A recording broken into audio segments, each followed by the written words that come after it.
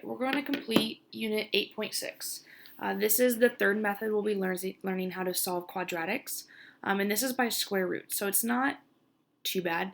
It's one of the more simpler ways to solve for sure, and it takes a little bit less time, which is kind of nice.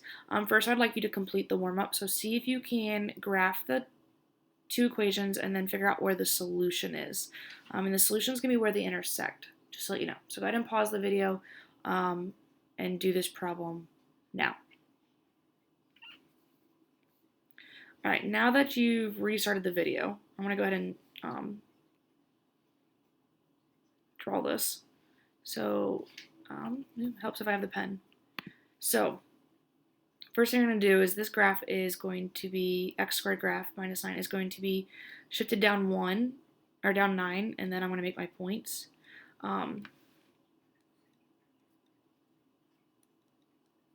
So I know at 0 it's negative 9. I know at 1 it's 8. I know at negative 1 it's 8. If I plugged in 3, it's going to be 0. And if you plugged in negative 3, it's also 0. So I'm going to go ahead and plot those points. Now granted, my graph is not going to look really great. Okay, I'm struggling learning how to graph on here. So it's a little off, but you get the point. And then you're going to graph the other one. You're going to go down to negative 1 and then go down to over 1. So although my answer is not exact, I'm going to take the assumption that it's somewhere in here. So I'm going to say the answer is negative 2, negative 5. Okay. Hopefully you got the same thing. Hopefully your graph looks a little bit better than mine, but generally gives an idea. Now this graph would intersect again over here, somewhere probably in this vicinity, but I'm just going to use this intersection because my graph's going to get really bad if I go any farther. Okay, so you could have two possible answers. Okay, so now that the warm-up's done, solving quadratics by square roots. Okay, so this method only works when it's technically in this form. Now, what does that even mean? Basically, there's no bx, so there's no x to the first power, okay? You have x squared and a number, a constant, but you have no x to the first power, okay? So that's when you're going to use this method. So we have the equation y equals x squared minus 9. We have to set it equal to 0. That's always our first step. Doesn't matter which side. If you notice there's an x squared, there's a number, but there's no x to the first power. You then want to solve like we did in the beginning of the year. Like we're solving for x, but it's a little different with the x squared. So we're going to add the 49 over, and you get 49 equals x squared. Now to get rid of a squared, we square root. So you have to take the square root of both sides. Okay. Whatever you do to one side, you have to do the other. The square root of 49 is 7, and the square root of x squared is x. Now here's the thing.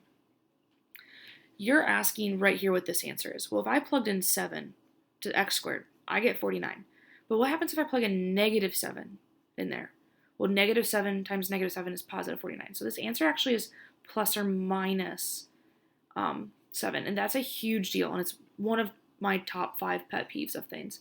So you have to remember the plus or minus, okay? You have to, right here. Remember that a positive number always has 2 square roots. Okay. So let's go ahead and do number 1. Oh, and I cut that off. Okay. Oops. We'll figure that out. Okay, so on number 1, we're going to set it equal to 0. Remember, f of x and y are the same thing. There's an x squared. There's a number, but there's no x to the first power, so I can use the square root method. I add 16 to both sides. And then, easy enough, I just square root both sides because it gets rid of the x squared, knowing that 4 squared is 16 and negative 4 squared is 16, so plus or minus 4. And that's your answer. Okay, I want you to try number 2. It's just like the last two. Go as far as you can, or go all the way to the end, doesn't matter. Restart the video when you get to one of those places. All right, go ahead and pause the video now.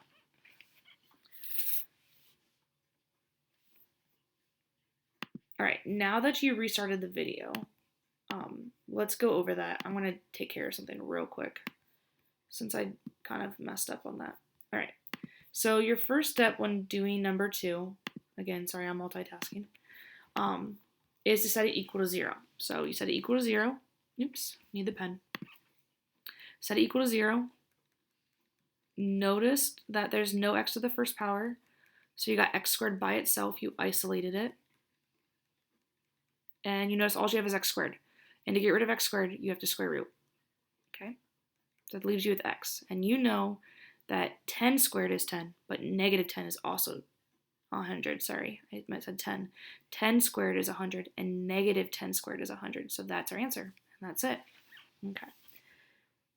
Let's move on to a couple more examples. All right. This has a little bit more going on because there's coefficients in front of the x squared. It just means that there's one more step. And this time I'm going to write x squared minus 54 equals 0 on the right side. It does not make a difference between 1 and 2. Okay? You're still trying to get the x squared completely by itself. Remember, you always kind of do the order of operations backwards. Okay? When we're trying to find a value, we go from left to right. When we're trying to solve, we kind of go backwards. So we're looking at adding and subtracting first, and then multiplying and dividing second. So we're going to add the 54. Okay, 6 is attached to the x squared. It has to be divided over. It absolutely has to be divided over. Okay, so we don't make mistakes. That leaves us with 9. To get rid of an x squared, we do the opposite, which is square rooting. And that leaves us with plus or minus always, and the square root of 9 is 3. So that is your answer. Okay. Number 4 is a little trickier, but I think you can do it. So why don't you try it, at least see how far you can get, and restart the video when you either get stuck or you get it done, okay? So go ahead and pause the video now. All right, now that you restarted, let's go over this. 3/4 x squared minus 48 equals 0. We're not touching this yet. Whatever doesn't have the x squared, we have to take care of first. So we're going to add the 48. And that leaves you with 3/4 x squared equals 48. Now you can divide by 3/4, but I really would prefer if you multiply by the reciprocal. And I just like you doing that because I think it's a lot easier to do it mathematically and you don't get confused with that fraction within a fraction. If you take a 3 out of, well, first off, if you think of 48 over 1, you can cross simplify. We're not cross multiplying. Cross simplifying when they're multiplying two values. Cross multiplying is when two fractions are equal to each other. So we're cross simplifying. 3 divided by 3 is 1. 48 divided by 3 is 16. If you multiply that by 4, you get 64. Okay? Then you're going to go ahead and square root both sides. That leaves you with x equals plus or minus 8. Because the square root of 64 is 8. Awesome. I'm going to end the video here. I'm not sure any problems are on the next page, but we'll pick up on the next side of this. All right? Bye.